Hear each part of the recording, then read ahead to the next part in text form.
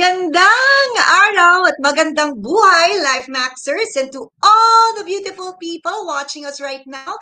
I'm Chicky Pablo, and I would like to greet you a pleasant day. Ayan. What a blessing to be up and alive to see what God has in store for us this day. And of course, we are happy to have you with us because we have prepared for you a new topic in our series of talks to help you better navigate life. Ayan. But before we proceed any further, let's all welcome my co-host, Riva Galveston. Hi, Riva. Hi, Hello. Chicky, and hello to all our viewers. Truly, it's a good day because of God's goodness bringing us here. Mhm. Chicky, yung last episode about palliative care, maraming naiyak, I think, kasi sobrang Yes. heart-tugging and heart-piercing experience, Mhm. especially yung mga nag-share about their terminally ill loved ones and their last moments Yeah. together. So sobering. Right after the program, alam kong maraming na-touch talaga. So, I know marami ring hindi nakapanood, no? And I know for sure that God is gracious to give us an opportunity to watch it again. So, how do we figure that out, Chicky? Okay. You guys, kung hindi nyo napanood yon, you can still catch that episode on demand in our YouTube channel and Facebook pages. So just visit the links flashed there on your screen. Ayan. All right. Yes. So save that for later, though. I can share with your family and friends this episode as well. We are streaming live, but this will be available on demand. Do stick around because we are about to start our program for today. And our topic is on sibling rivalry or sibling reconciliation. Pwede rin.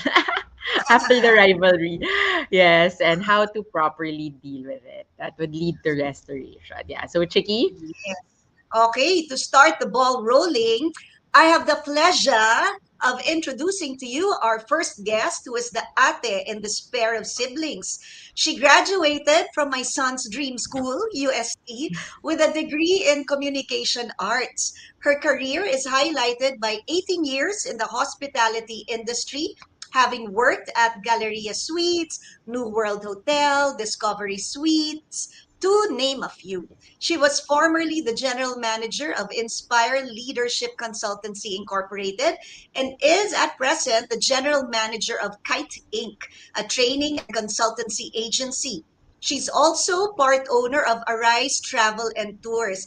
Baka mamaya pwede tayong humingi ng discount sa travel and tours. Yes. She has been actively involved in church ministry where she has spearheaded a singles executives retreat and intentionally leads a small group of ladies. She's married to Brian Tan, and together they mentor a group of couples.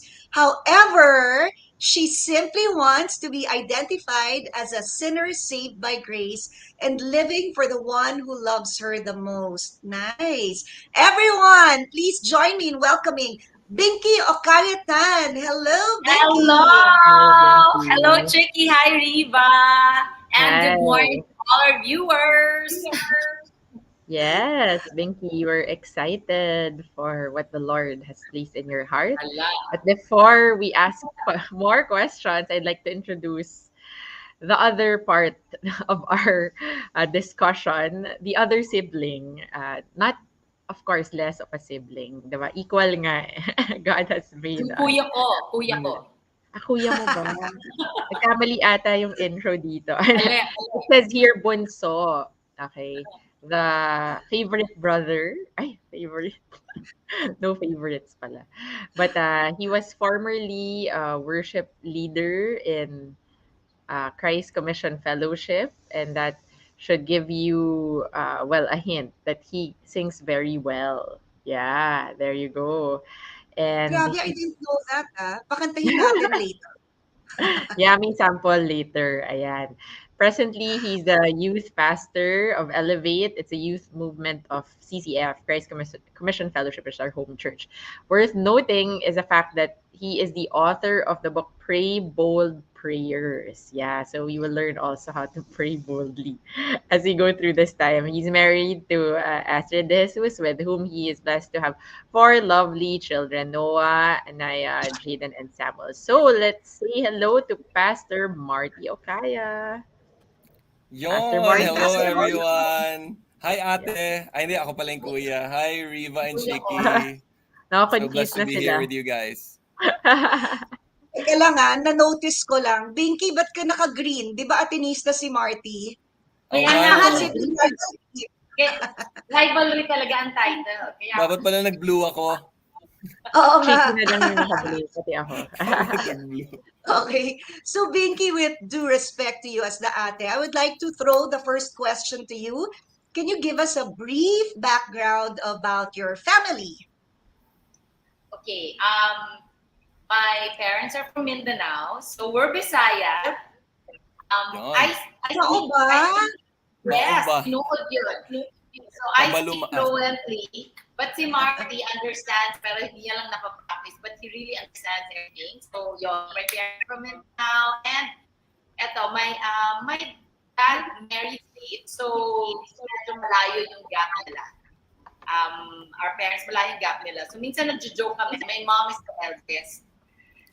Yun, we're a close-knit family in the sense that, you know how this, we grew up na we have to eat with them, yung dinner is always with the parents, and then during weekends, we have one lunch, now we have to eat with our parents. So, yun. At question lang, no? Ikaw, Pastor Marty, how would you describe your parents?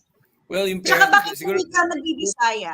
Ba't hindi ka nagbibisaya? kabalo ko, kasulti ako, gamay lang. Kabalo ko, kasulti ako, gamay lang. Di ako mabaligya, okay? So, I can understand. But my parents, siguro, I'll introduce them individually. Tama naman sinabi ni Ate Binks na very family-oriented. Pero my dad is very diligent, hardworking yan.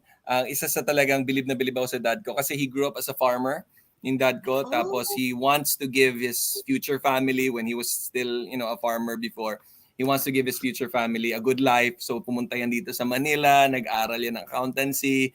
Tapos working student, I think, delivery, lahat yun. So yung kwento niya na gano'n, sobrang bilib na bilib kami na how he persevered. Oh, yun, nag-janitor. So parang janitor while working, while studying. So that's my dad. Talagang hardworking siya. Yun, I think, yung isa sa pinapasa niya sa amin na be diligent, huwag kang mag-give up kaagad. Tapos my mom naman, siguro one of the things that I really, how I describe my mom is very prayerful. I think I mentioned that many times in my messages, di ba? So how she prays for us every day, how she dedicated me, and I believe my sister also to the Lord. So yun yung madi-describe ko sa parents namin ni Ate Binks. Oh, how about you, Binky? Would you like to add anything? Siguro add na my dad, kaya hinayang kasi diba, I said, kasi he had to bring all his siblings to school. So yon. And then, so that's one thing that we're very proud of him. And then, hindi lang siblings, but the first son or daughter of the siblings, mga nephews and nieces niya. Yon. And then, si mom, kami, we always sila wants us to travel together. So, if you ask childhood memories, I think one of the best is we would travel talaga together. My dad will not travel without me and Marty. So, palagi kami kasama. Kahit gusto minsan ng mom ko sila lang. So, sabihin niya, no, I want to travel with them. And I think that helped us to be closer to each other. Kasi when you travel, di ba, the kids, maalala nila, there's nothing, nobody else na hihingian mo ng tulong but yourself. So, yeah. You're sir. Yeah. Buti na lang kasama kami sa travel. Oo. Ang galing. I was just gonna comment doon. Yes. Sobrang hardworking ng parents kasi like the dad, you said nag-janitor pa siya, working student. That's amazing. Galing. It's Yeah. possible. Okay, So much sorry. to learn. Yeah.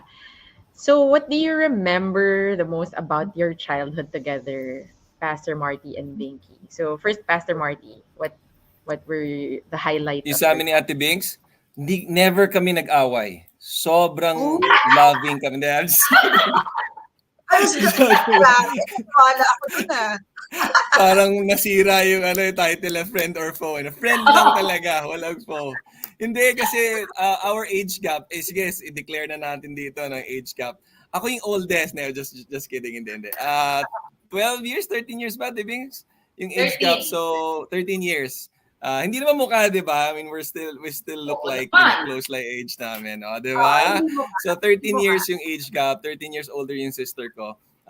So yung dynamics parang hindi ganun ka-close kagad when Yes. nung bata. Kasi syempre, ang mga kalaro ko, mga ka-age ko, mga kasama niya, I think yung nagkamalay na ako, college na yung sister ko eh. Syempre, nung nursery, wala naman masyadong, di ba, iniisip. Pero nung nagkamalay na, nung mga grade school na, college na yung sister ko. So, iba na yung school niya, iba na yung dynamics na ginagawa niya. So, we grew up na, we became close na in a family setting. Pero yung kaming dalawa lang, walang time to really talk, walang conversation na, how are you, kumusta, not until we grew older na. So, pero nung growing up, yun yung memory ko about her. Pero I think ang memory ko talaga about my sister is very fun siya to be with. Ang dami niyang friends. Sabihin ko natin, Bing, sa ano yan? Anong tawag dito? Ano yung sa prom? Prom queen yan. So, life of the party yan, si Ate Binky. Life of the party, theater yan. Ang galing niya kumanta. Actually, kumakanta yan. Pakantayin din. Pasample niya mamaya. But anyway, do it, so do it. yan yung memory ko about her when I was growing up. So she's the life of the party. She has a lot of friends. And ang dami niyang nako-connect siya sa maraming tao. So yun yung memory ko about her. Yeah, I can see it. I can see na ganun si Binky. Napunta rin kay Marty. Yeah. Okay. Siguro I'll add to what Marty said. In reality, totoo yon na we weren't close growing up. Why? Kasi nga because of the 13-year gap. Imagine, si Marty, when he was born, he was like parang a baby whole family. Even to me. And I was so excited when my mom got pregnant. But yes, I prayed na lalaki talaga. Gusto ko boy. Kaya when he was born, sobrang saya namin. Eto yan, kaya we weren't close kasi baby talaga siya, especially to our parents. And I was more like an ate, the one who disciplined him. Of course, he didn't like that, di ba? Siyempre lahat ng bata, ayaw mo yung gano'n. So, kontrabida talaga ako sa kanya. Even if super baby talaga namin siya, talagang kontrabida yung tingin niya sa akin. That's why we were super close nung growing up. Wait. Mute ka, Chiki. Ayan. Ay, sorry. Kahit nga sa tingin mo kontrabida ka, hindi yan ang tingin sa'yo ni Marty. Yan. Nax. Okay. So, Binky question. Diba you were an only child for 13 years? So, lahat ng attention na sa'yo, yung parents mo, yung relatives, mga titas and titos na mga kaibigan ng parents, did you feel any insecurity or jealousy when Marty was born? Especially lalaki siya. Yun. Especially, buti lalaki siya. Kaya walang comparison. Oo. Hindi. Not so, no. I think my answer is no. Kasi, yun nga, dahil we're different. Lalaki siya, and I was so happy na I have a baby brother. Yun. But I think that if the question is if I was insecure or gonna, no. Even growing up, I know talaga na si Marty is very talented. Alam mo, bata pa lang siya, he plays, may widow siya. So, ang galing niya. Piano. Give the tone. Piano. So, I have, like, my parents, especially my dad, was very proud of him. Kaya pag kunyari, inaano kami, ini-introduce, parang I've accepted na lagi. Like my dad call him to play the piano, to sing. So sabi ko, yun lang na. I've accepted. It's so unfair. Marty got all the talent. Galing magpiano, matalino, ang ganda ng... Tapos ako, beauty lang. That's so unfair, di ba? Iba daw ang talent mo, Joke Binky. lang. But really, walang ganon. Growing up. Oo nga. Uniquely Beauty lang yung gifted. sa'yo. Kawawa naman. Oo, unfair, di ba? Bakit sa akin sa kanya talent? Daya. Ibang klaseng Oo. talent. Malalaman natin mamaya. Ano pa yon? Correct. Now, this is often traced as one of the roots of sibling rivalry. So, Binky, did your parents play favorites between you and Pastor Marty? Well, I think in general, the eldest, usually pag babae, is really closer to the dad. Parang in general ganon. And then, the younger, kung ang youngest is lalaki, closer to the mom. And in our setting, in our family setting, may ganon. Kasi si Marty, syempre baby siya. And then, masyadong siya kay mom eh. Mas talaga sa kanya si mommy. But it doesn't mean that we felt loveless. So, we would joke about it. Like, I would ask my dad, Papa, sino mas favorite mo? Tapos, di ba ako? Ganyan ako. But, to the point na sasama yung loob namin to our parents because they play favorites, hindi ganun. Ay, nakamute ka ulit, Chiki. Okay. Sorry. Ikaw, ano say mo, Pastor Marty? Ayun, basically, ang favorite daughter nila, sister ko, favorite son nila ako. Okay. So walang, I didn't feel it personally also. Nakita ko na. Pero tama si Ate Binks nun. I think usually yung dad ko, mas syempre, father's daughter, di ba, may mga ganon. Tapos, mother's boy, mga ganyan. So, yan. So, medyo na play out yan sa situation namin. Pero hindi rin namin na-feel yung favoritism. Yes. Hindi katulad ni Jacob. Favorite si Joseph. So, walang ganon. Over naman siya, no? Okay. So, wala kang multicolored coat? Walang binigay sa'yo? Walang ganon. Si Ate Binks meron kasi ang gaganda ng mga wardrobe niya. Joke lang. Oo nga. Ibang klaseng coat yun. Ibang wardrobe. But you're both clothed with righteousness. Ayan.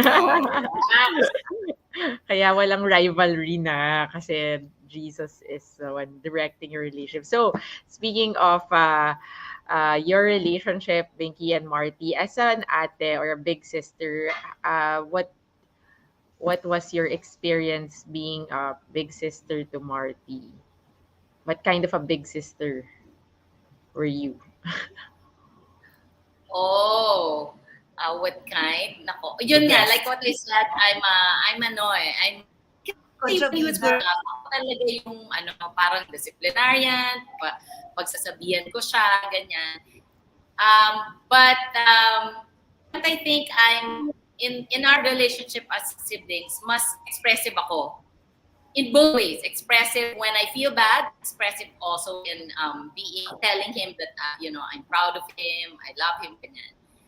Yon. So I think that's nice. Yeah. Are you expressive also, Marty? Yeah. How are you naman as a baby brother? Hindi na pala baby. Hindi, ako spoiled ako when growing up. So medyo demanding. Alam mo, may pagkaganon, gusto ko makuha ko kagad. So I think that was my struggle. Kaya rin kami nag-aaway. Siyempre may i-withhold siya. Tapos may iinis ako when I was growing up. So I think yun yung kinalakihan ko. But of course, tama siya na parang medyo disciplinarian. Pero isa sa na-remember ko, kasi role model siya when it comes to pagiging fashionista. Alam niyo naman, my sister. So yan yung naman na-pass on niya sa akin as the younger brother. As in, tuturuan niya ako, ito suotin mo. Ganyan ang bilin mo. Ayan. So, siya yung parang ina-idolize ko when it comes to that. So, I look up to her when it comes to fashion, when it comes to being friends with other people. Yan. So, siya yun nakikita ko sa kanya. But definitely, yeah, she was right. May mga rules din siya siniset. So, imagine, my parents had their rules. Actually, mas maluwag pa nga parents ko compared sa kanya. Di ba? Tama, Direk? Diba? Mas maluwag sila, tapos siya yung strict. So parang ako, may frustration on growing up. Yes. Parang ang dating, tatlo yung parents ko. So again, that was in grade school Grade school yon. Pagdating ng high school, hindi na masyado. Pero grade school, yun yung na-feel ko. I think high school, medyo ganun pa rin. Yan. So yun Oo. yung, growing up. Ano yung rule ni Binky na mas strict than your parents? Hindi ko na maalala na mga rules mo noon. Bawal mag-girlfriend. Bata pa yun. Hindi. Hindi, ano ba yung mga rules mo? Talaga? Siguro. Okay na sa parents mo. Kay Binky, Oo, hindi. siguro ito to parang be candid about it. Na parang, 'di ba, ang parents mas mababy kasi sila, syempre anak eh. Ang sister kasi para bang there's yung you want them to obey the way that you obey. Alam mo yung gano'n? You want them to follow the way that you would follow. Kaya mag-aaway kayo because you're two different people. So ako, kunyari, I want him to be, kunyari, like, malambing to my dad. Iba naman niya, pareho silang lalaki. So magkaiba yun. But I expect that. Magagalit ako pag hindi niya gagawin. So, yun yung parang my standards are higher in a sense na ayokong magdadabog siya sa, like, kunyari sa parents namin or sa dad ko. Ako naman nagdadabog. Diba? So, because you want nga them to do what you know is right, even if ikaw minsan hindi mo naman yung ginagawa. Right. So, right. So add ko lang sinabi ng sister ko, I think na nakita ko to sa son ko, sa oldest son ko, si Noah. Parang may ganun yata talaga pag panganay. So may rules yung parents, di ba?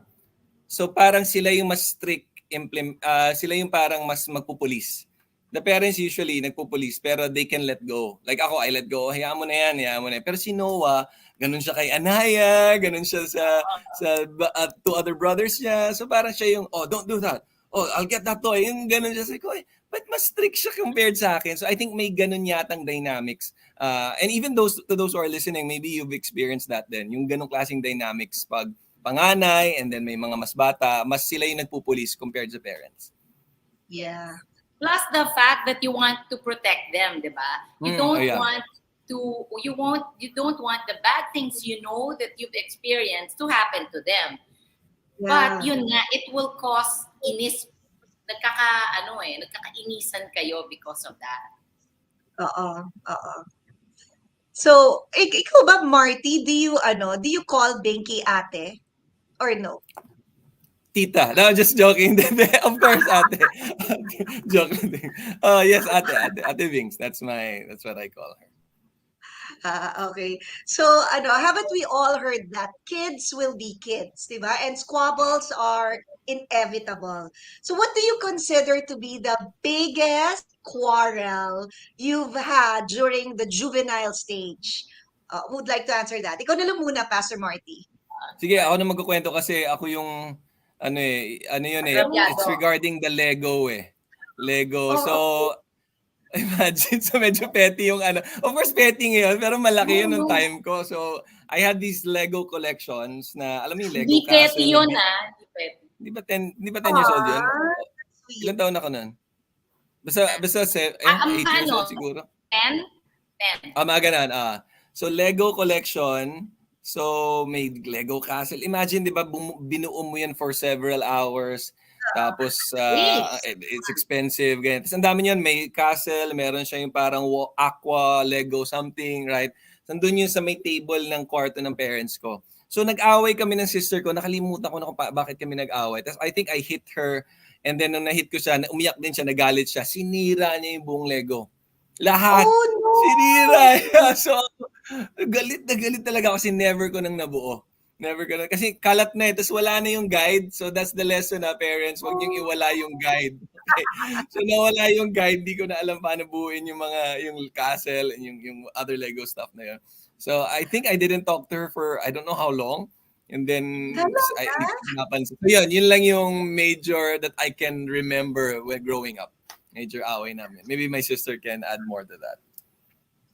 Yeah. So, sa galit mo, Binky, you were like, Ganon, you hit me, I'm gonna get the thing that's most precious to you. Aha, Okay. yung Lego. Koshing. Ganon. Sira. Well, Sino nagsistart yung galit na yun? yes, siguro si Marty said that it was petty. Actually, it wasn't. I don't think it's petty. I think it's something that will stay if you don't stay in your heart if you don't deal with it, diba? Yes, there's a reason why I did it. Nag-away kaming dalawa. Baka I hit him. I don't know. I don't remember. Or Nakalimutan ko rin. about our parents. Baka nainis ako because hindi siya nag-obey sa dad ko. Whatever it is, it's not an excuse to do it. Mali talaga yon. Ang bully ko talaga for doing it, and I'm up until now. I'm so sorry that I did it kasi parang sayang, unang-una sayang yung Lego, ang mahal niya, and sana Marty could have passed it on to my nephews and niece, diba? But it happened, and yun, I'm really, really sorry. Ang tagal namin nag-away nun. I remember we had a trip to Europe. Hindi niya ako pinansin the whole trip. Mahaba yung namin. I think 1 month nga kami eh. Hindi niya ako pinansin. And years yata before kami. Yes. Sobra. Hindi ko alala. I kept on, saying sorry. Binibilan every occasion I would buy him Lego para he can. Pero maliit lang. Mahal na eh.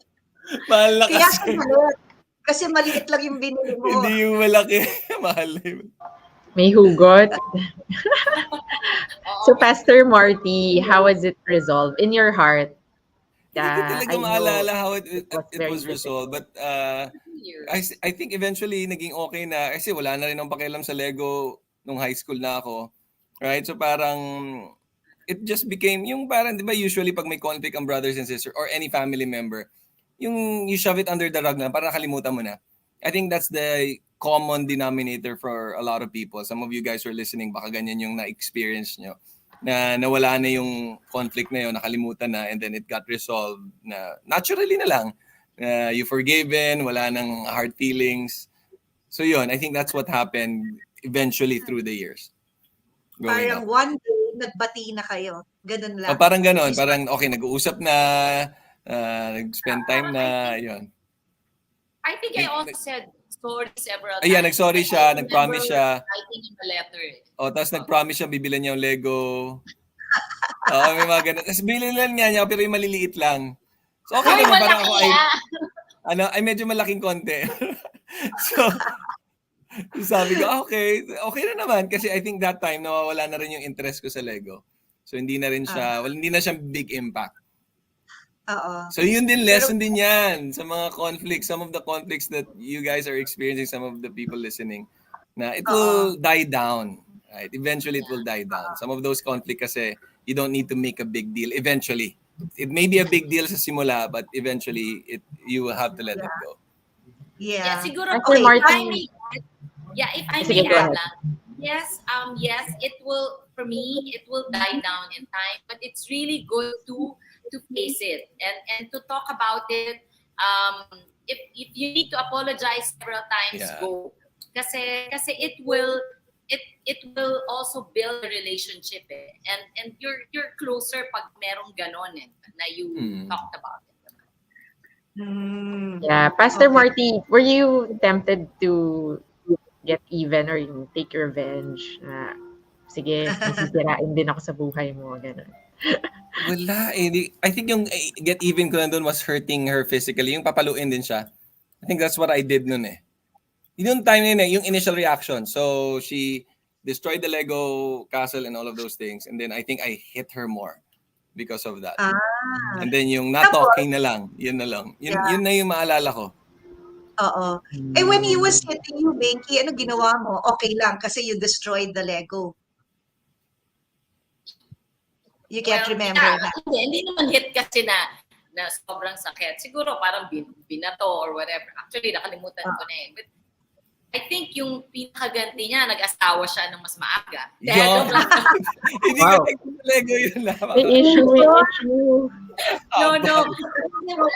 Kasi remember, kahit nag-aaway kami ni Marty, I'm still an ate to him.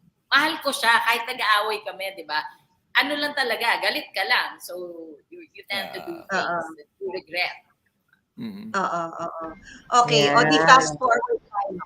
Sa more recent past, kasi kanina juvenile eh. Ngayon, what has been your biggest feud as adults? Ayan. Paano siya? Paano siya nagsimula? Paano siya nag-end? Sige, Binky, how about you? Can you start first? Siguro biggest would be how to maybe how to take care of mom, and it stems from the fact that because you're different from each other, we're two different individuals. We have different ways of showing love, of showing kindness, or taking care of someone. So magkaiba kami, and yun yung reason why, not only us, I think a lot of siblings fight because nga magkaiba kayo, and you both know na tama yung sa inyo eh. Di ba ganyan? Tama yung akin. Siya din, ganun din iniisip. Tama yung sa kanya. So, yun yung I think yan yung reason why our biggest fight siguro happened. Question lang. How about the getting married first? Was that an argument? Sige. Was it Rewind an tayo argument? ng konti. The Testimony ni Ate Binks yun. No, it wasn't. Honestly, it wasn't an issue. When Marty shared to the family na he was going to get married, the issue hindi yung because he's younger and he gets married ahead of me. The issue is sarili ko, di ba? That I want to get married, and a brother who's 13 years younger gets married ahead of you. So, hindi yun para magalit ako sa kanya, because I can't also expect him to sacrifice yung gusto niyang gawin sa buhay niya, because he has his own life to live, di ba? So it was really an issue between me and the Lord.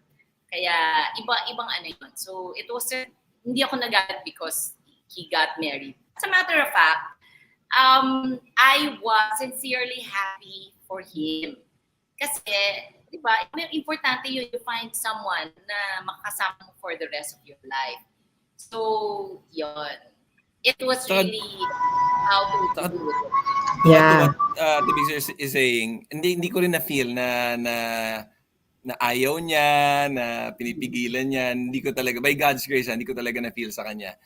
Alam ko lang na she was having a hard time, pero she was dealing it on her own with God, of course with my dad, with other people. Pero never ko na-feel na wag kang magpakasal. Nako, grabe ka, unahan mo ko. Yan, never ko narinig sa kanya yan.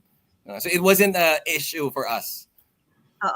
But were there times when you tried to parang appease, hindi naman appease, pero parang make her feel na okay lang yan na I'm going to get married first? Was there mga ganong episodes, or it wasn't needed?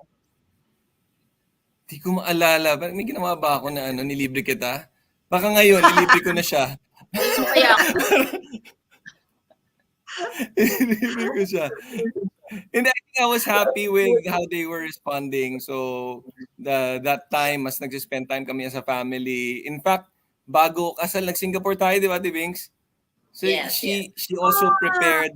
Nakita ko talagang effort sa kanya. Actually, mas nakita ko nga sa kanya yung effort na, aalis na si Marty sa bahay.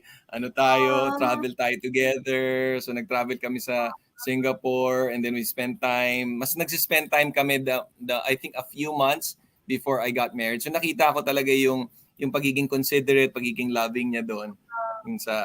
And then I know she was dealing with it, and after years of dealing with it, nakita ko naman how God really blessed her. So ibang klase naman. Sobrang grabe yung testimony niya doon.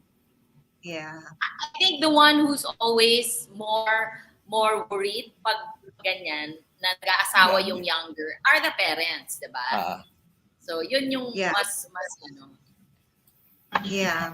Actually, what I'm more curious about now is, I'm sure maraming kinds of conflict kayo in your adult life. But what is the way na the Lord showed you how to resolve it. Yung, yeah, especially, for example, taking care of your mom or other conflicts that you had. What's the godly way of resolving conflicts? Kayong dalawa, between the two of you. Si Ate Bings mo na. Sige, I'll answer first. Syempre, I think it helps if you do. Oh, yan. Ano ba ako? Ayan. Am I clear? Yes. Ayan. Ayan. It helps talaga if you have one goal, and that is to keep the relationship, diba? And the family together. So for me, kasi while it's good na sana hindi kayo nag-aaway, but that's not the reality of life. Talagang merong time mag-aaway kayo. Yeah. And it's always good to be honest and to be open to how you feel about it and to talk. Honestly, it's not easy na mag-usap kayo agad. Hindi yon. But it's good to intentionally choose that, to talk between yourselves, diba? And then, it helped also, kasi pwede naman na we sweep. I think a lot of families you sweep things under the rug. You don't talk about it kasi very messy yan eh. Masakit, magkakatakitan. While it is true na magkakasakitan kayo, but I personally believe it's good to be honest and to tell each other how you feel about the situation, and you both talk about it and both decide kung paano nyo mare-resolve.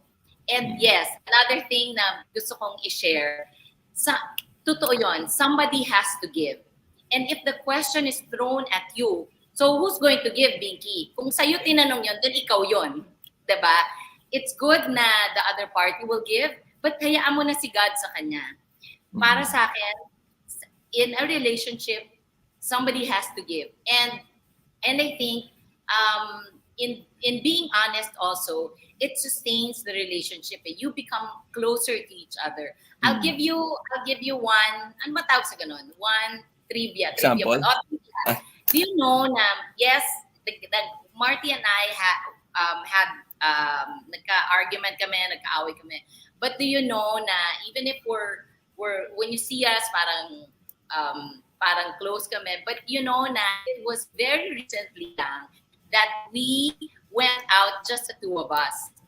In the past, hindi kami ganon. Kasi sa table lang, nagkakainisa na kaming dalawa. Kumakain pa lang lunch lang with the family, magkainisa na kami.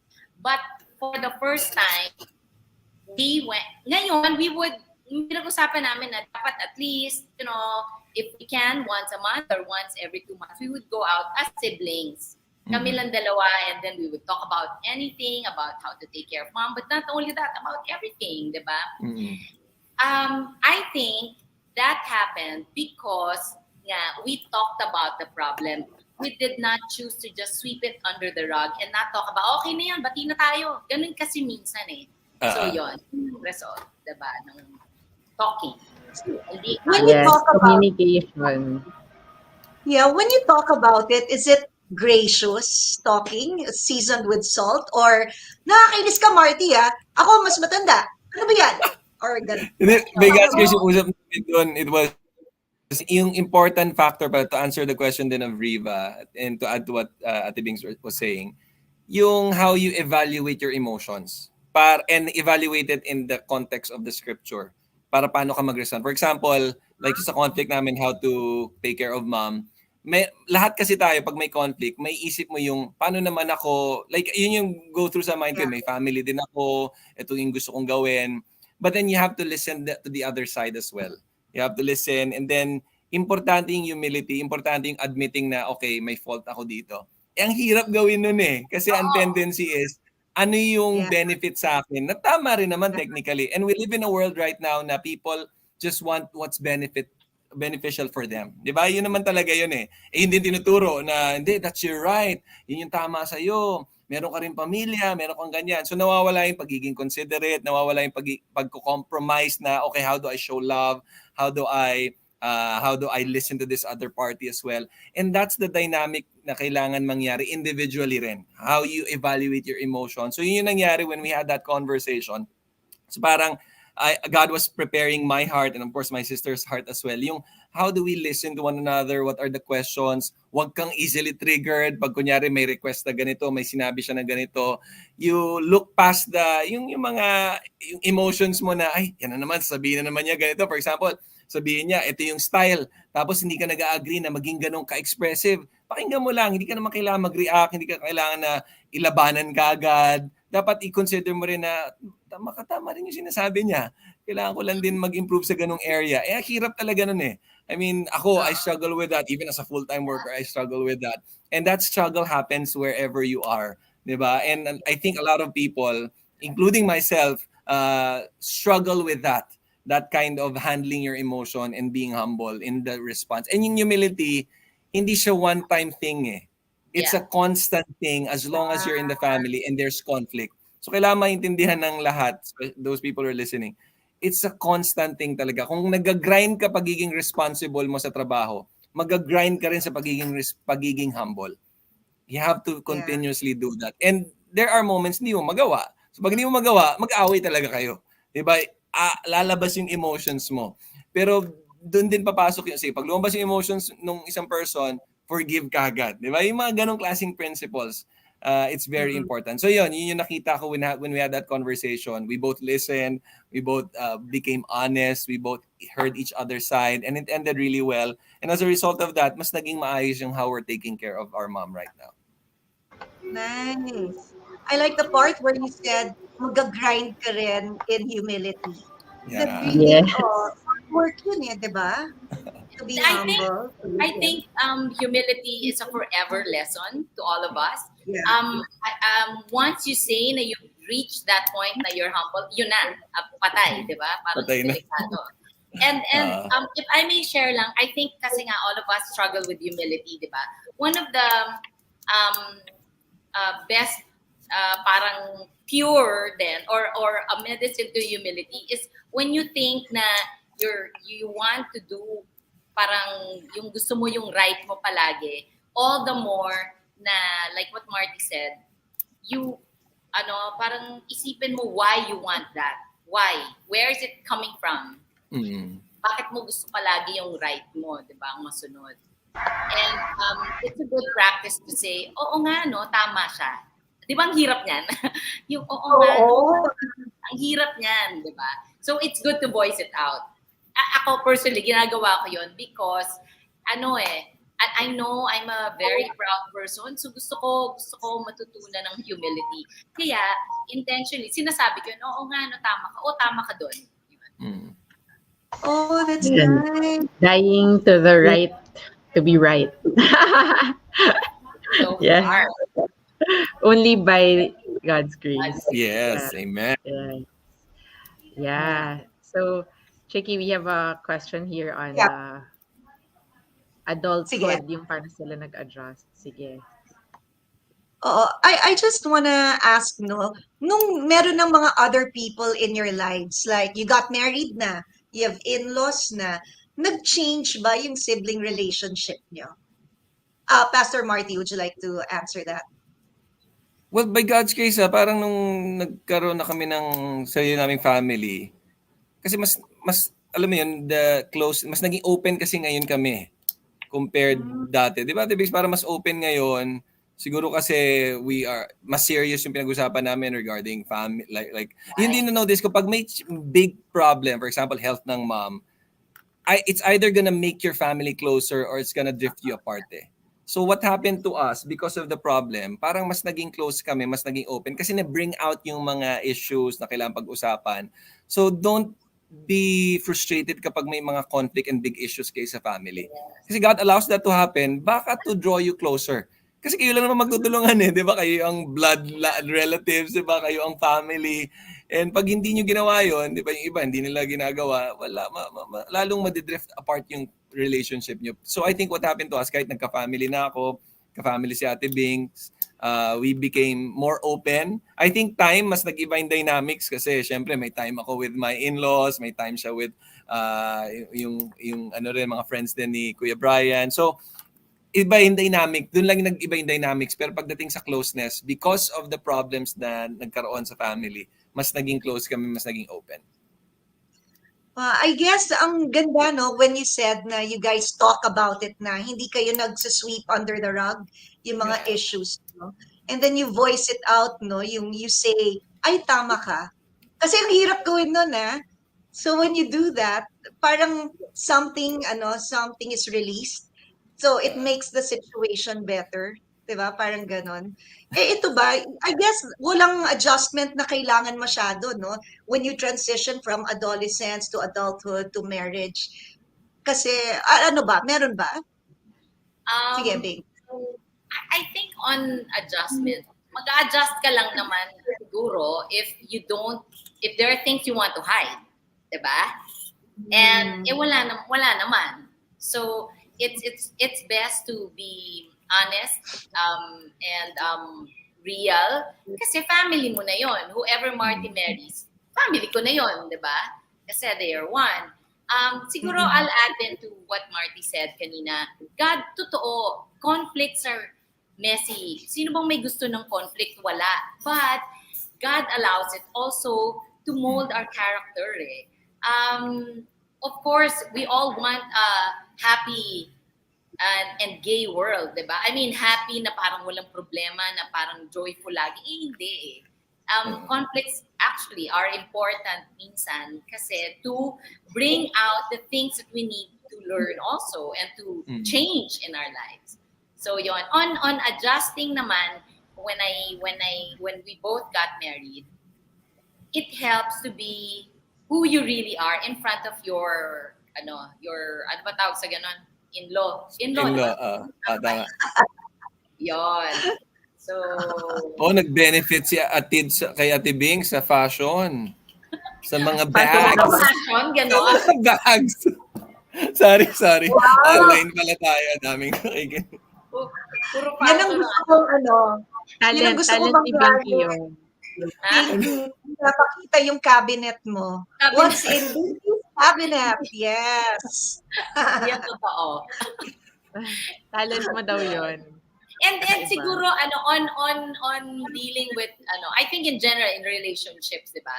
Especially with in-laws or whoever, importante rin kasi kaya I said na to be honest kasi 'di ba kaya nag-aaway minsan yung sabi-sabi. 'Di ba? Yeah. Totoo naman eh. Nag-aaway kunyari may sa harap iba. When you're in front of that person, iba ka. And then may sasabihin ka sa iba. Whereas in reality, it's always good kayo ang pamilya, kayo ang mag-usap. And sige, diba? Ayo, maganda yung sinabi ni Ate Bings. Add ko lang dyan. Naku, importante ito lalo na for those who are listening na meron na kayong, may sarili na kayong family and then you have siblings, right? Huwag niyong siraan yung family members nyo sa kanila. Kasi ako, I do that whenever I hear bad things na I always say na, I always give my sister the benefit of the doubt. And I know that's what she does also. Yun yung paano niya defend sa spouse niya, sa ibang tao. Kailangan ganun. Kasi it will add fuel to the fire na unnecessary. Yes. Kasi technically sila, yung spouse mo, kakampihan ka. Yung family members mo ngayon, kakampihan ka. So pag siniraan mo, because of your own, yung perspective mo lang, tapos hin-highlight mo lang yung negative, ang iba talaga yung dynamics. Sila rin magagalit dun sa sibling mo. So it's unnecessary, hindi dapat ganun. Yes, exactly. To be practical about it, how do you do it? Ganito, when you say something that you're not afraid your brother or your in-laws will know about. Or ako, what I do, if I hear something, kunyari about Marty and kay my sister-in-law, sa kanila ko sinasabi, uy, may narinig ako, ganyan. So you don't fuel the issue. Right? Kasi kaya dami nag-away because of that. Years na sila sila nagbate. So it's talking to the person, not about the person, with another person. Yes. Directly validate, di ba? Yes. Yes. Okay. And put So, sweet things under the rug. It doesn't help. Yeah. yes, yes. Oo nga. We would like Confront, to loving thank you, confrontation. kasi sobra kayong candid na, kasi di ba iisipin mo, Pastor Marty is a pastor, so dapat may halo siya lagi. Di ba? Like good things Wala, would Hindi be, nako. naman. Lahat daw tayo diba? sinners. Parang gano'n. Saved But by then, grace. Pastor Marty is a pastor. The ate oo. is what? Lagot. The ate is an Sinner. angel. A good angel. Oo nga. A good angel. Okay. Not the fallen one, okay? Okay. Yeah. So, So, sige, Riva. yeah. Our question, syempre you've already shared about your parents kanina. Do you just want to highlight more on what are the values that they taught you or that you caught also, not just taught but caught, that you're applying now as sa family nyo? Sino ba una? Ako Ako muna? na? Sige, Go. sige. Sige. Ikaw na? Okay, sige. Values, I think like what I said earlier, from my dad, the biggest value that I learned there is yung pagiging diligent, pagiging hardworking, and at the same time, pagiging considerate. So, like what my sister said, yung how pinaaral niya yung mga kapatid niya, pati yung anak ng kapatid niya, ibang level kasi talagang generosity yun eh. So, yun yung, I'm still learning. I'm not like my father in that way. Pero, ganon yung na-highlight ko sa dad ko. Na even though before, hindi naman siya, committed Christian before. Ano lang siya, latter part of his life na lang siya naging committed Christian eh. Imagine, parang God was preparing him to be a follower talaga of Jesus. Kasi before, hindi naman siya ganun ka-committed Christian. Kilala niya si God, hindi nga siya umattend ng church. Pero grabe ka-generous siya, ka-giving siya. Grabe yung paano ipaaral yung mga kapatid niya, pati yung anak ng panganay ng kapatid niya. And then my mom, isa lang talaga, I mean, syempre very, what do you call that, committed yung mom ko when it comes to following Jesus. Pero yung prayer life niya, ibang level talaga.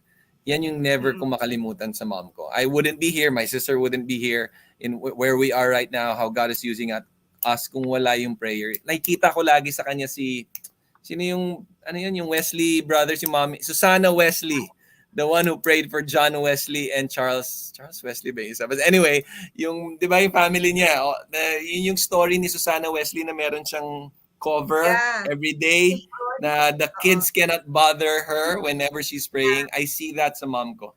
Na grabe yung prayer life niya. Every morning, whenever when we wake up, we go down, we go to her room, nakita namin nagpe-pray siya. Every day yan. Walang palya. Nagpe-pray talaga siya. So yan yung value. Because of those things, yun yung na-appreciate kong mga values sa kanila. May a-add ka ba, Binks? Yes. My dad, what Marty said, yung being considerate, we got that from yung thinking of others. My dad was like that. Kaya nga, di ba, not only his siblings, but yung unang anak. And then, another value is the value of family and relationships. My dad talaga, we saw in him how much he loved the family and to keep it together. Nothing is more important to him but his family. And we also grew up being parang reaching out to our relatives, being close to them. Kasi I think he believed na hindi naman aksidente na yun ang pamilya mo dito sa mundong ito, di ba? And yun yung pinakita niya.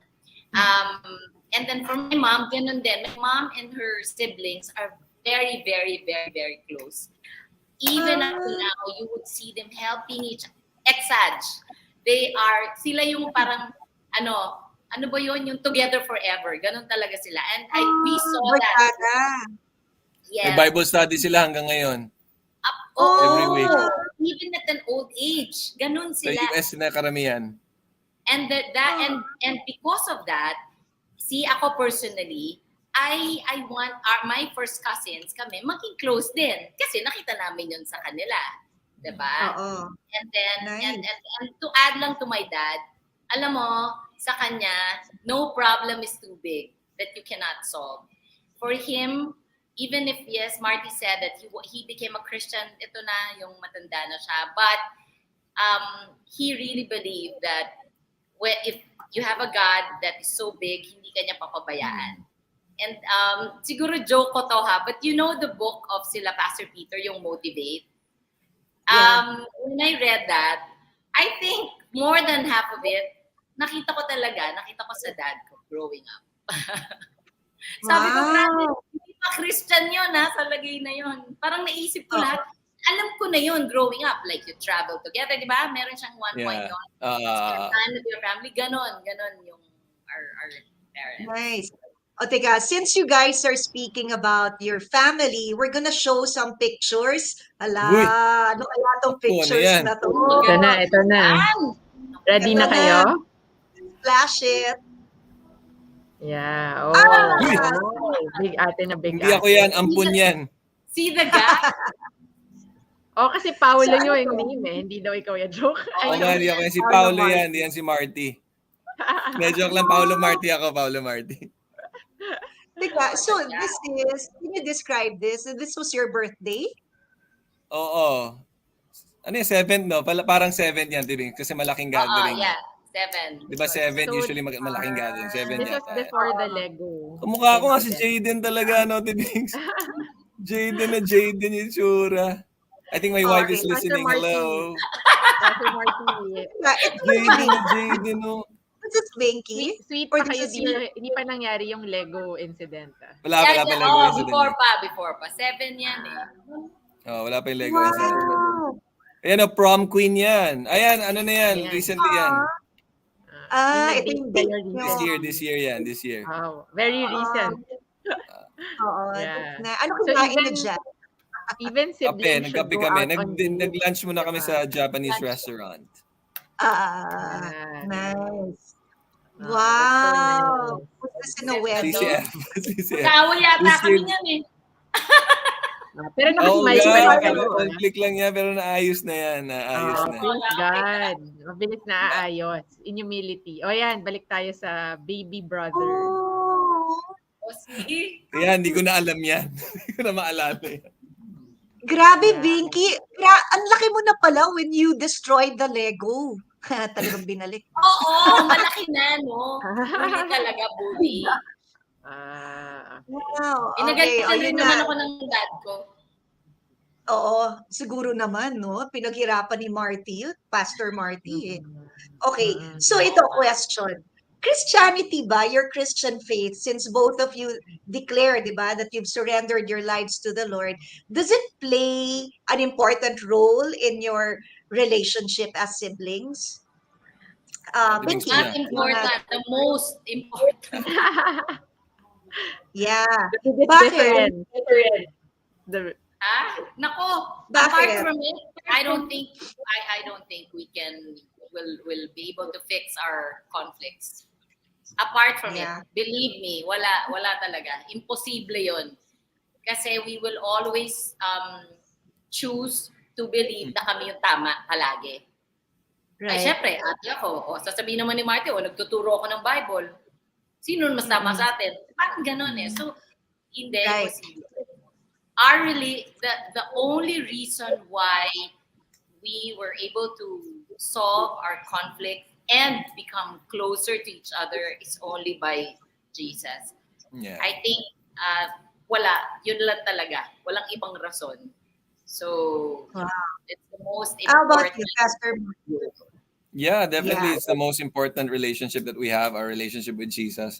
Kasi yung love mo for Jesus will fuel how you respond in love to your family members. Not just to your siblings, to your parents, diba, to other people, your children. So, importante talaga yung relationship mo with Jesus. May time ba na when you have a conflict, ayaw mo maging Christian? Kasi you want your way? Meron bang gano'n? Of course! How do you handle that? I think siguro I'll start. Sige. Ikaw, Bart. Sige.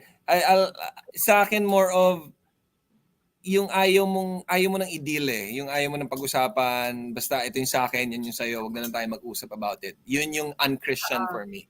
Na I know I need to talk about it. I know I need to hear her side. I know I need to be considerate and those things. So kailangan i-humble ko yung sarili ko and pakinggan.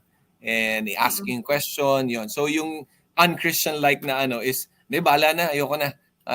We withdraw na lang ako. Di ba? May different ways yan. Either you attack or you withdraw. Ako yung tipo na, I'll withdraw na lang. Bahala na. I have my own family. Di ba may mga ganon? Some siblings, yan ang nagiging, escape nila. I'll just withdraw. Lalo na, buti na lang, magkakalapit kami ng location. Di ba? We live in the same country. Pero what if magkalayo kayo, ang daling mag-withdraw talaga. I'm not saying na pag meron kang sibling na sa ibang bansa, nag-wala.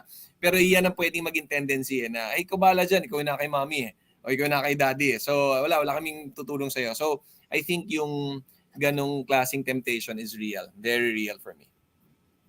Yeah. And to add na parang you want to really panindigan na tama ka, di ba? And alam mo yung siguro si Marty mas mabait talaga siya, di ba? For saying na siya withdraw. Ako talaga, hindi ako, for me, hindi ako mamamatay kung wala ka. Diba? Ang un-Christian. Super un-Christian. Okay. Ganong drama, ha? Okay. Diba? Parang hindi naman ako mamamatay. Di bahala, hindi tayo mag-usap. I don't care, di ba? Bahala ka. Ganyan. And I think, more than withdrawing, I think ako yung type na, talaga, papakita ko talaga na galit ako. Yun. So, it played and plays the biggest role talaga. And I think to add to that, why it's the biggest role, because you go back to why do you forgive? Because you have been forgiven more. And why do you ask for forgiveness?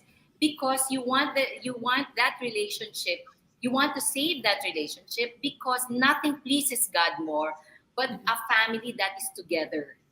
So yun. And you go back to your relationship with Jesus and what He has done for you. That will give you the reason why you want to save and fix that relationship, that conflict. That's a really good perspective. Okay, so at this point, we would like to introduce another special guest who will give his expert legal views and opinions relative to the discussion.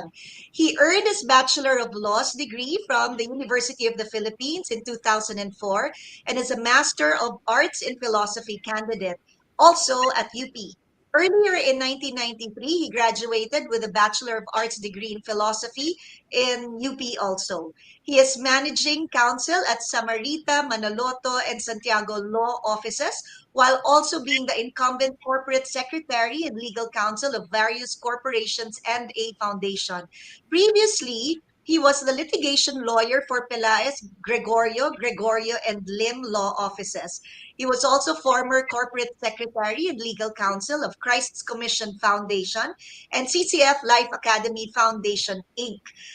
His ministry involvement includes being the present ministry head for Moments of Love Couples Retreat and as former ministry head of CCF Law Ministry and Discipleship. He is married to Christy Samarita, with whom they have two children, Robert John Christian, who is in law school, and Robert Luke Christian, who is in senior high.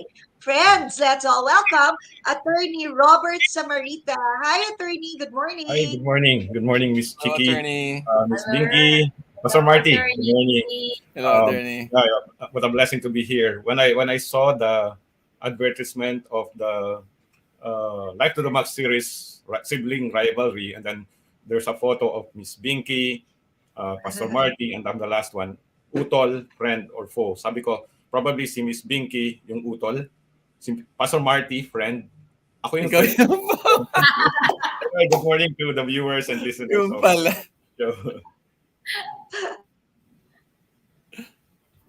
Okay, so Binky, do you have a question for Attorney? Yes, Chiki. Para if you give me permission, can I ask the first question? Go sa go. So, Attorney Samarita, can you kindly explain to us what the law says on the subject of conjugal property? My brother and I co-own properties that are titled under our names. I'm sure married people like us out there would like to be educated on the matter for information and appreciation. Yes. First of all, under the family code now, unlike before in the old civil code, wherein you have the conjugal partnership of gains. Now, if you will get married, without having a nuptial agreement, walang prenup, the automatic law that will be applied is the absolute community of property. Meaning, parang sa lingwahe natin, ano yung absolute community of property?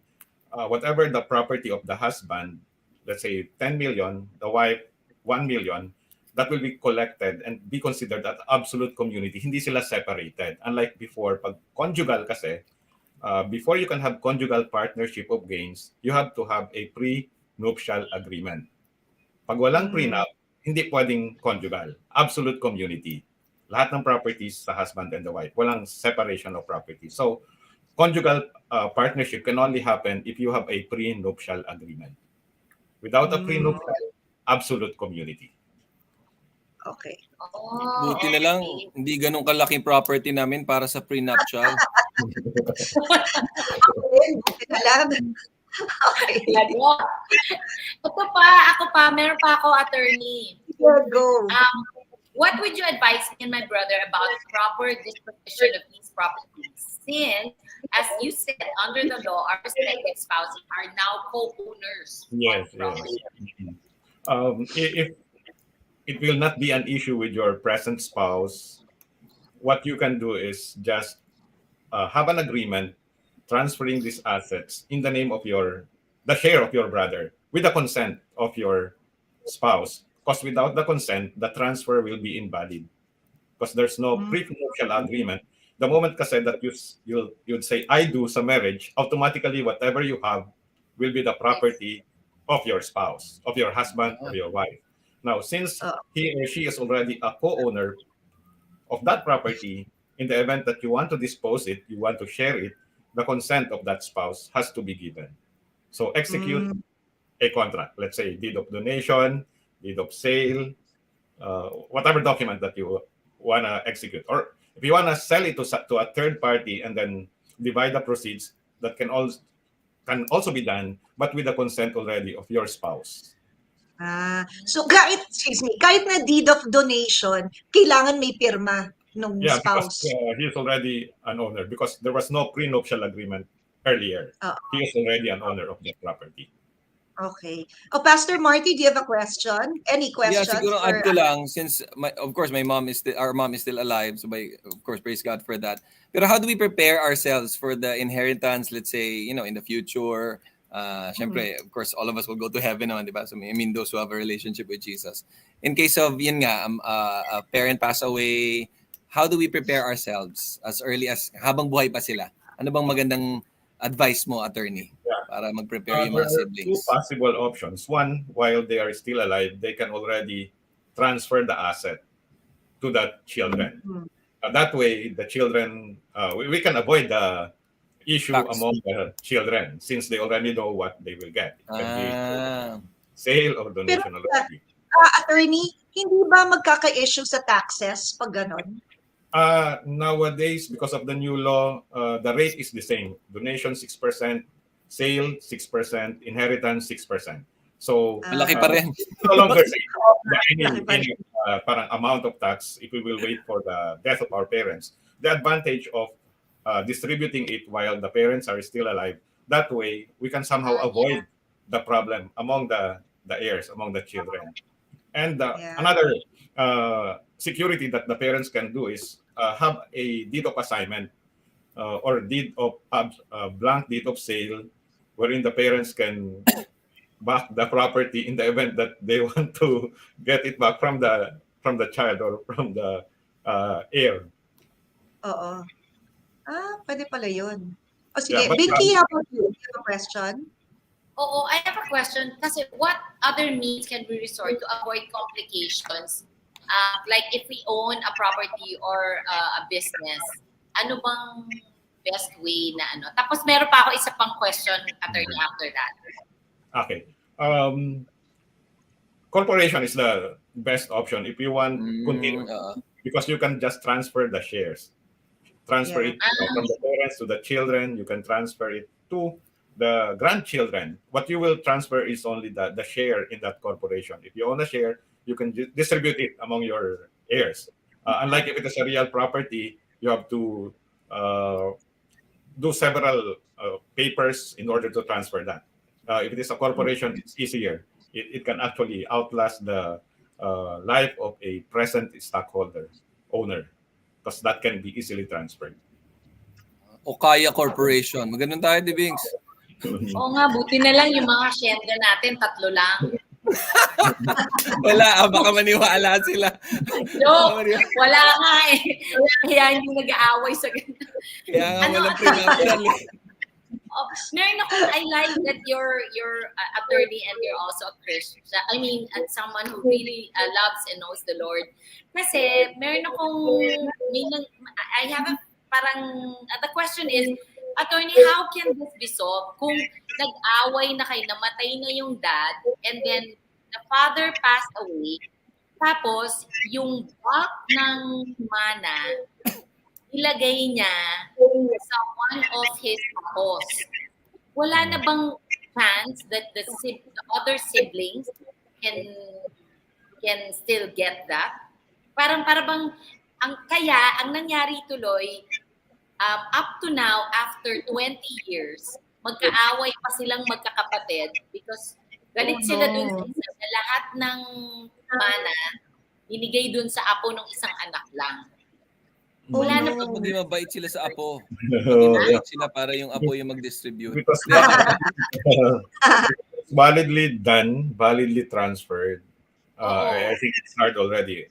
If it is by way of inheritance, that can be a challenge. But if it is by way, for example, by way of sale, properly documented, then I think it will be harder to run after the share that the other heirs can get.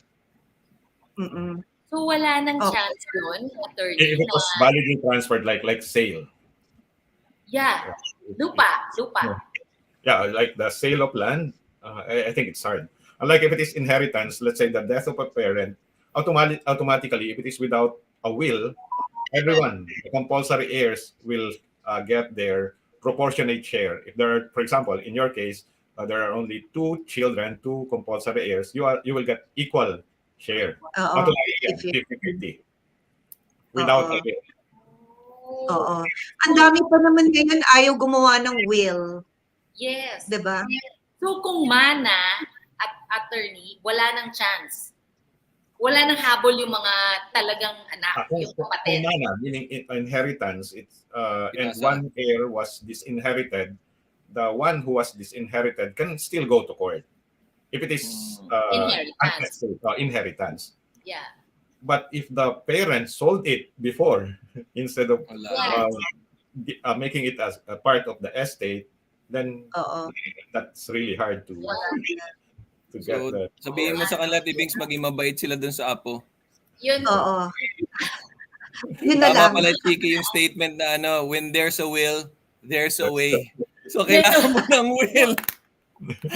Ano nga kasi, attorney, if alam mo, ang hirap, the only Christian in the family is the one kapatid na sa anak niya binigay. Siya lang yung Christian. Sa anak niya binigay. So, he's struggling kasi sa totoo lang, pwede naman, di ba, nasabihin niya, bigyan mo din yung mga kapatid ko. But the kids, hindi sila Christian. So the other siblings are not Christians. And I think it has strained the relationship for 20 years. Hindi na sila nag-uusap. Oh, wow. Oh my, ang hirap. Yes. Of age na yung anak? Of age na? Yes, mga 30. 30 ay, na mahirap na. Oo. Yes. Giging greedy ka na talaga niyan. Mahirap. Yes. Ano talaga, Pero, when it comes to money. Yeah. Pero, siya, yung friend ko na Christian, at na hindi rin siya happy. Hindi siya masaya because yun na lang ang family na meron siya his siblings. So it's hard. Yeah, very hard. O, teka lang friends. We will now go to our Q&A. Okay, magbe-break muna tayo sa ating interview. But before we go into the Q&A, I'd like to call in my co-moderator for the Q&A. Let's welcome Sister Yoli Makauba. Hi, Sister Yoli. Good morning. Oh, I can't hear you. Unmuted. Okay. Yeah. Hello, good morning, live to the Maxers. I Hello. hope you are having a great time so far. It's nice to be joining you here. Sis Chicky. Yes. All right. So, friends, if you haven't yet, just type your questions in the comment box and our guests will gladly answer them. So, try to keep them short para magkasya siya sa screen. All right. So, do we have our first question already? And maybe Yoli, you can All ask the right. first question. All right. So I'll be reading the first question. Hi, Binks. How was the process of waiting for Pastor Marty to forgive you? Any tips on how to stay faithful and encourage while you offended sibling Rem? Ano kaya Okay. yung REM? It was hard because you want to just forget about it. Bati na tayo, nag-sorry na ako one time, okay na. But it doesn't work Mm-mm. that way. I think if you're sincerely sorry, you need to be intentional and exert more effort to show love and to be kind to the person and to be more expressive. Kasi what happens minsan is, since bati na kayo, kalimutan mo na yon, di ba? And when you, kunyari, syempre nag-sorry ka na, pero nasaktan mo talaga yung tao, it's hard to show kindness and to be expressive, like saying I love you, because you want the other person to say I love you too. Nasasaktan pa, sakit pa siya, nandun pa yung hurt eh. So, you need to just let it go and continue to say it, to be expressive about it. It doesn't stop by just saying sorry. You need to, continue to show love for the relationship to come back. And I believe there's really nothing impossible with God, especially in relationships. Yeah. Yeah, Grabe, I that's agree on that, Sis Binky. Mm-mm. All right. So, do we have the next question? Ayan. This is from Tita Evelyn Yoro. Just wondering when the two of you started really talking about conflicts. I think ito lang, no, when you guys are older. Yeah. Did it start when you're younger or older? What if the other sibling is not willing to talk about the conflict? Oo nga. So I Paano think yun? I'll answer that. Especially yung major conflict ngayon, of course, ngayon namin talaga napag-usapan. So Mm-mm. ngayon yung mas naging open kami, ngayon yung mas naging kami, honest dun sa mga na-feel namin sa isa't isa. Siguro after I graduated from college, kasi dun na lang yung parang mas relevant sa Mature. amin yung mga conflicts. I think something like that. Oo. Hindi na about school, hindi na about work lang. So, yun. Kaya nga like what I said earlier, pag may situation problem sa family, it will draw you closer to each other or draw you apart. So, yun, nung mas siguro mas may pamilya na kami about isa sa amin, we got to talk more about our conflicts. So do you Yeah. think you have matured already in dealing with your conflicts? We're still learning. Yes, but yeah. There. Yes. Siguro I'll add to that, what if Yeah. the other sibling is not willing to talk about it? Mm. Medyo, ano ba tawag dito? Martyrs, hindi naman. I think while you're still alive, there's still hope. You continue to Yeah. reach out. There are many ways. Write a letter.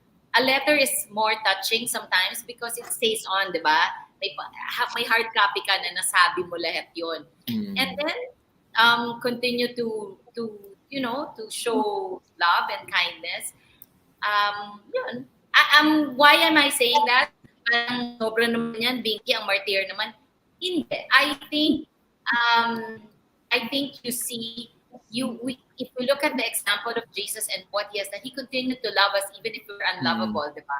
So, yun, that's where I'm coming from. As long as we're still alive, we're still breathing, then there's still hope. So you continue to reach out to that hard heart. But in time, no, Jesus can soften the hardest of hearts for me. Yes. So, Yes. walang ayaw mo, di wag mo. Walang ganon. Ganyan Don't give up. Ganyan ako dati. And not Okay. majoring the minor, right? Yes, correct. Sige, the next question, Yoli, Okay, would the you like next to- question is from Elaine Pernites. What can you say if the elder sister doesn't want to accept her faults? When she thinks she is the eldest and knows better. Kahit gumagawa ka na ng step for you to get closer. Ayan. Ganun Sis ka Binky, ba? can you answer that question? I think I can answer that.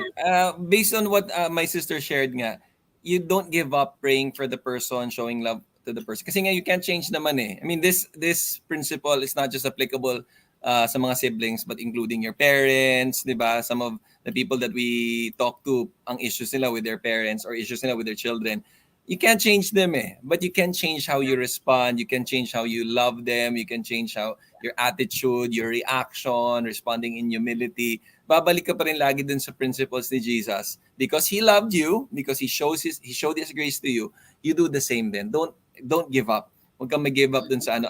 Malakas talaga yung temptation na, hindi na siya nagbaba. Ayaw yung tanggapin, di wala na. Di ba? Ayoko na rin. Di ba? Hindi dapat ganun eh. As long as we're alive, like what my sister is saying, we do our part, we do our best. We don't give up. It doesn't mean na buong time mo just to win her over. Siyempre, there will be moments na, sige, I'll pause for a while. I'll give her space. I'll give him space. Hindi naman yung lagi kang makulit kasi pag lagi kang makulit, baka lalo kayo mag-away kasi gusto rin niya ng space, gusto rin niya pag-isipan yon.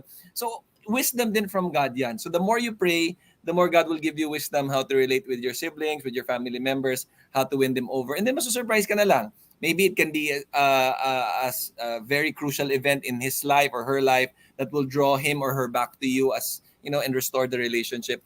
God will be the one to do that eh. Yung sovereignty ni God, diba? Recently we talked about that. You have to trust it.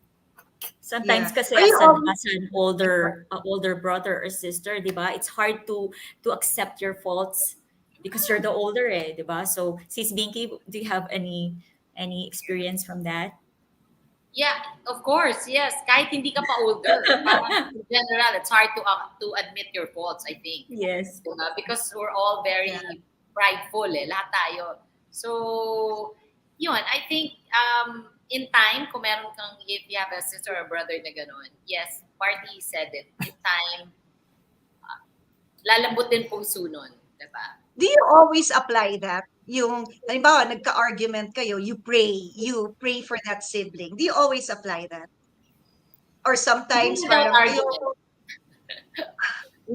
I pray for Marty. Yeah, we pray for each other. Niluluhod namin. Lord! Then, niluluhod. Okay. Do we have another question that's going to be flashed? This is from Faith Bing Ferres. How do you handle and see to it that your senior parents are taken care of, even if you have your own families already? Oh, yan, swak. Sakto sa inyo. Yan.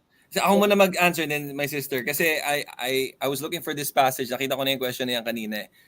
It's our responsibility as a follower of Christ to take care of our elderly parents, especially pag widow na sila. Biblically yan, 1 Timothy chapter 5.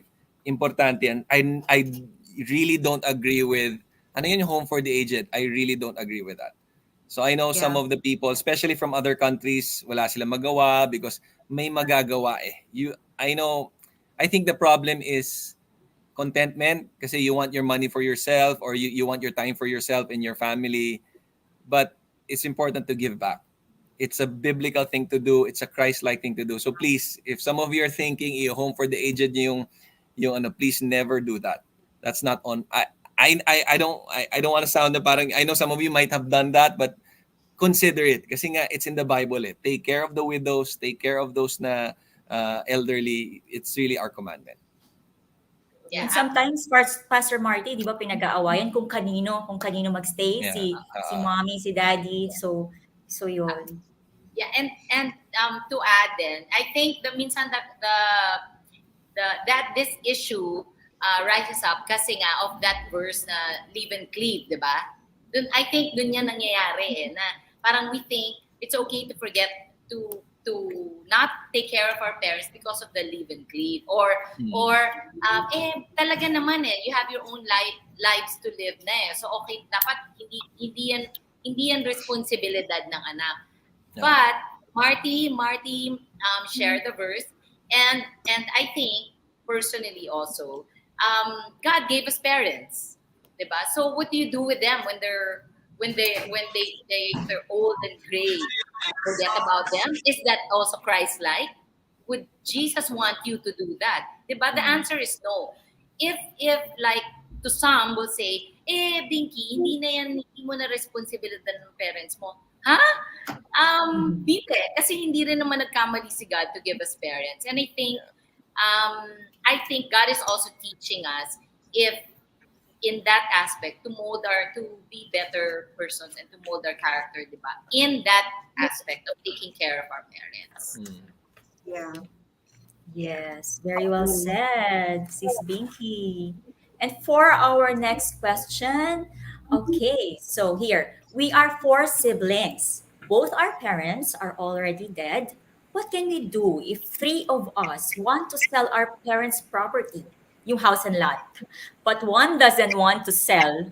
Okay, Go that is an attorney. absolute Go Attorney, ang attorney. daming ganyan. Okay.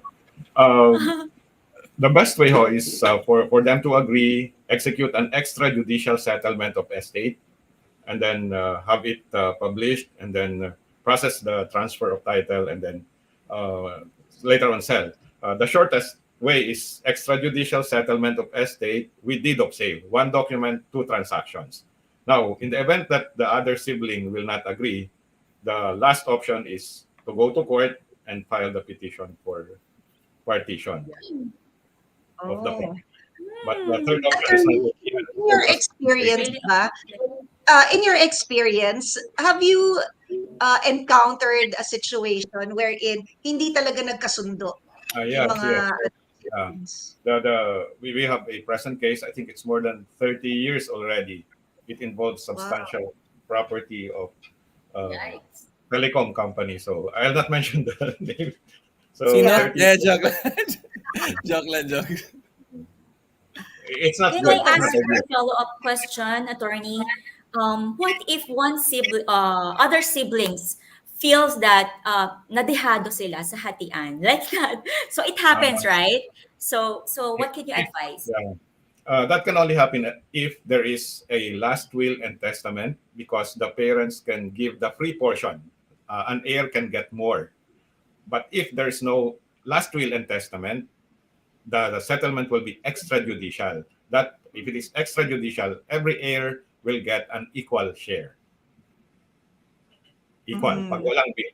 Pag may last will and testament, dun lang pwedeng magkaroon ng one heir Yes. will get more because of the free portion to be given by the Attorney, even if paano yung half?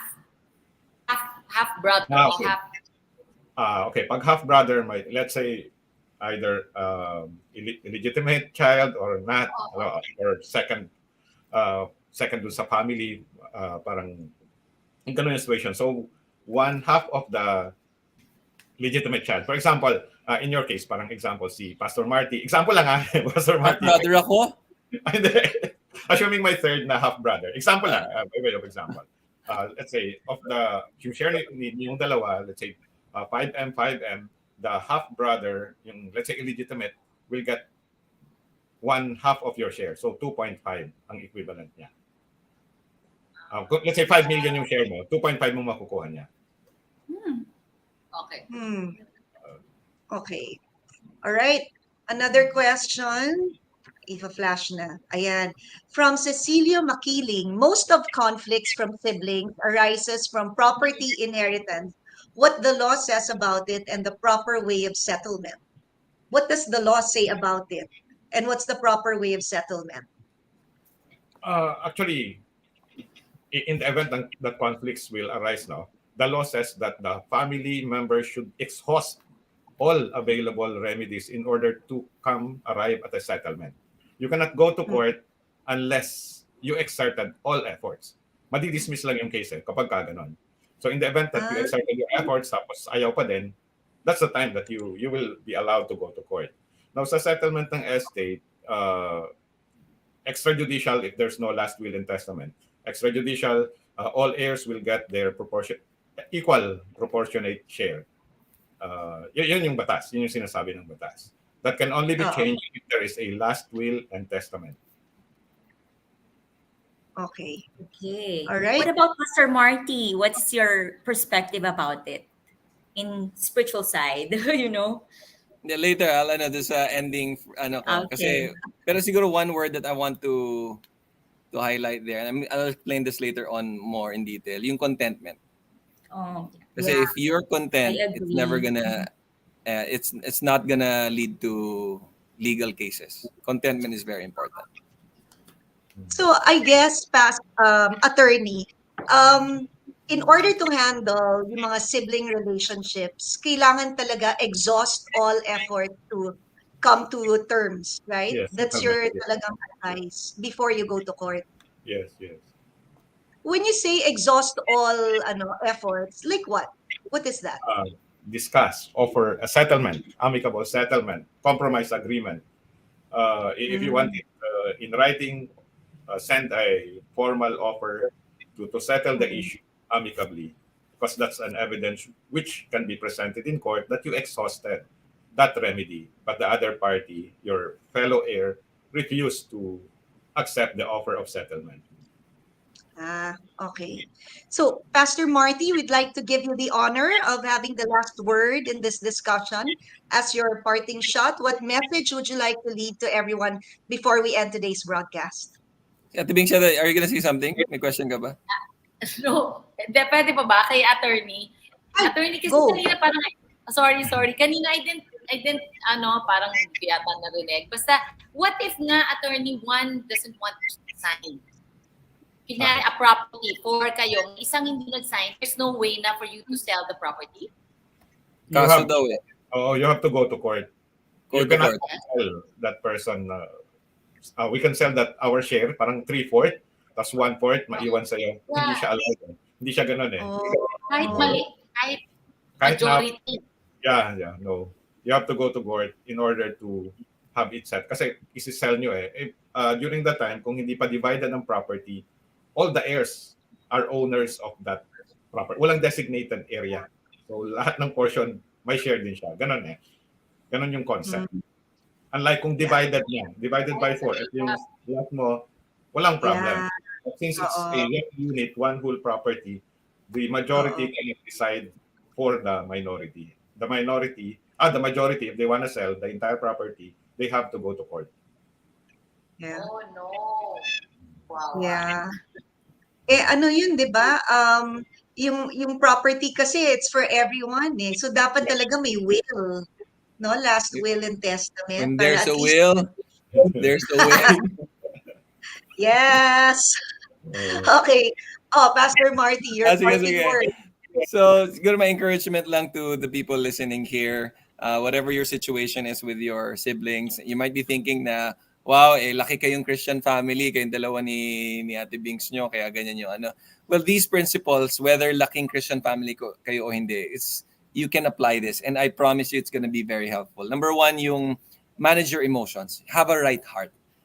Right heart is very important, and all my principle always there is yung Philippians 4 verse 8. If you look at that passage, Philippians 4 verse 8, it says there, whatever is true, whatever is right, whatever is noble, whatever is excellent, lovely, praiseworthy, think about those things.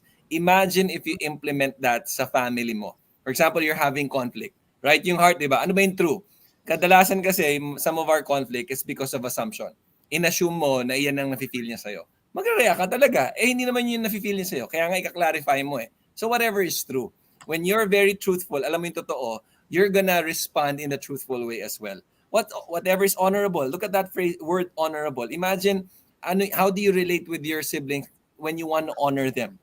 Kasi if you don't want to honor them, sisiraan mo sila, magagalit ka sila, sa kanila, sisigawan mo sila, hindi magiging okay. But if you want to honor them, if you want to respect them, your treatment to them will be different. Imagine if ganon. Now, I know some people are saying, baka naman ma-abuse ako niyan pag ganito. Tingnan mo yung passage niya sa Philippians chapter 4. Nandun din yung passage na, and the peace of God that surpasses all understanding will guard your hearts and your minds.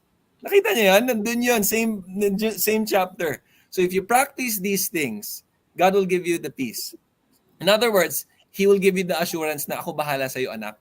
I know feeling mo ikaw yung dehado dun sa situation kasi you keep on loving. But I've never seen someone na kawawa because he exercised or she exercised these principles. Siguro humanly speaking, parang ang dating kawawa ka, pero later on, God will really lift you up. So manage your emotions, have a right heart. Second is contentment. Na-mention ko yan kanina, yung contentment. Di ba, maganda yung sinabi kanina na The reason for a lot of the reasons for sibling rivalry or sibling conflict is finances, especially pag tumanda na kayo, may sarili na kayong pamilya. Imagine if you exercise contentment. O sige, kunyari ito yung gusto nung, kunyari nag-uusap na kayo. Syempre ang maganda ideal is equal distribution. Pero Yeah. let's just say eventually parang hindi. Hindi magiging equal yung distribution. Ang maganda sa amin, dalawa lang kami sister ko, di ba? 50-50. Pero kung 5 kayo, ang hirap naman ng i-divide yung 5, di ba? Or 3 kayo, minsan ang hirap ng 1/3 i-divide. Pero alam mo, natutunan ko, nakalimutan ko, basta there's this pastor who said na meron silang mga kasama niya yung mga siblings niya, nag-usap-usap sila. Ang sabi lang niya sa siblings niya, ito lang akin, kayo na bahala. Kunyari, 5 million. 1 million lang sa akin, kayo na bahala sa 4 million. Sabi ko, bakit ganun yung principle niya? Parang logi siya doon. Pero for him, okay na ako eh. Why will I ask for more if content na ako? If I have my own share already, God has been providing for my family. And it reduces the conflict. I'm not saying na ganun laging gawin nyo, pero when you see na parang grabe na yung conflict sa family, and God is impressing on your heart, ibigay mo na. Ikaw na ang magpa-ubaya. Ikaw na yung mas konti. I'll provide for you. Di ba may kwento si Pastor Peter sa isang message na ito mayayaman na to, ang kwento niyang na isang person na sa kanya napunta yung pinakapangit na lupa. Did you remember that story? Na siblings were fighting. Yes. Tapos yung parent, binigay yung mga magagandang property sa iba. Tapos sa kanya napunta yung pinakapangit. Tapos sabi niya, gusto niya makipag-away sana. Bakit naman ito yung pinakapangit na punta sa akin? Pero guess what? After several years, that property is now worth, I think, sabi niya, billions. I'm already a billionaire. Di ba sabi niya? Sabi niya kay Pastor Peter, I'm already a billionaire because of that property. And he agreed eh. He agreed na, sige, ito na yung sa akin. Okay lang. I have enough naman eh. Yung importante talaga yung contentment. Kami ng sister ko, madalas namin pinag-usapan yung dadating na si Lord, lapit na yung second coming. Alam mo, hindi naman lahat naman itong mga ito, hindi mo maakit sa heaven eh. So, we carry that principle kasi it helps us become content eh. I don't need a mansion. I don't need to have a bigger, 5 cars, 3 cars, those things, a lot of properties. You don't need that. You just need to provide for your family, and God will never fail to provide for your family. So contentment. And last principle is, of course, the humility. Because all of these things will only happen if you humble yourself before the Lord. Bago sa family members mo, humble yourself before the Lord. Because if Jesus is your God, He's the Christ of your life, the Lord of your life, then mas madaling i-apply itong mga to. Although I'm not saying it's not going to be hard. Yes, it's going to be difficult. Yes, it's going to be challenging. But I promise you, follow these principles, have a right heart, be content, be humble before the Lord, and He will exalt you in due time. Thank Amen you to very that. much, Pastor Marty, for that impactful advices and messages. Guard your heart, for it is the wellspring of life. So, ayan. Attorney Samarita, I have a question here for you. Do you have any advice you'd like to give to our viewers relevant to sibling relationships and how to handle conflicts from a personal and legal point of view? Yeah, thank you. Let me just remind our audience, including all of us and myself as well, of the verse. What does the Lord require of you? What does the Lord require of us? To act justly, to love mercy, and to walk humbly with our God. I think crucial that each family, including parents, should have values that they will cherish, a foundation of values like justice, fairness, humility, your love, love for one another. The second is not to settle with these values, but to be an example of these values. And third, in the event of conflict, go back to the values that you cherish. You have to resolve these conflicts using the values that the family cherish for themselves and for the future generation. And avoid, yung sinabi ni Pastor Marty, be contented. Avoid mining. This is mine, that's mine. Avoid mining in life. Mining is not a good one. Mining. Okay, yun na. Thank you very much. Yes. May God bless all of us.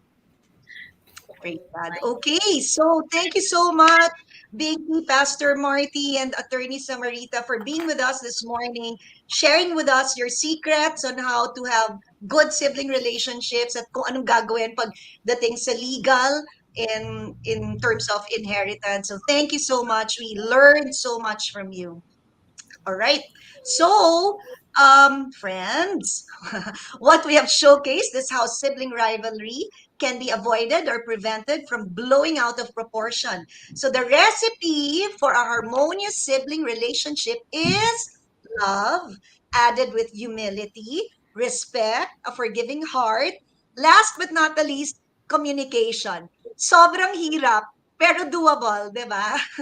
Okay, sabi nga walang di pagkakaunawaan na hindi nadadaan sa mabuting usapan. Because at the end of the day, at the end of our lives, what truly matters is God and family. So on that positive note, we'd like to thank again Pastor Marty, Binky, and Attorney Samarita for providing us a really good episode for today. Ayan. All right, so don't forget you can visit our official social media links and browse through our video uploads of past episodes. You may find something of interest to you and be inspired or encouraged. So please don't forget to like, follow, share, and subscribe to our links on Facebook, YouTube, and CCF pages now being flashed on your screen.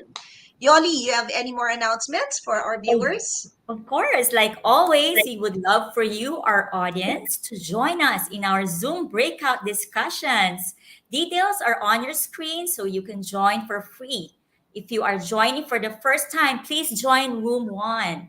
We will also be showing you discussion questions after this broadcast. Meanwhile, if you are willing to volunteer, we would like to, we would be glad to have you and help us in the following areas: backroom tech, creatives team, speaker care, the leads care assistant, social media management, and copywriters.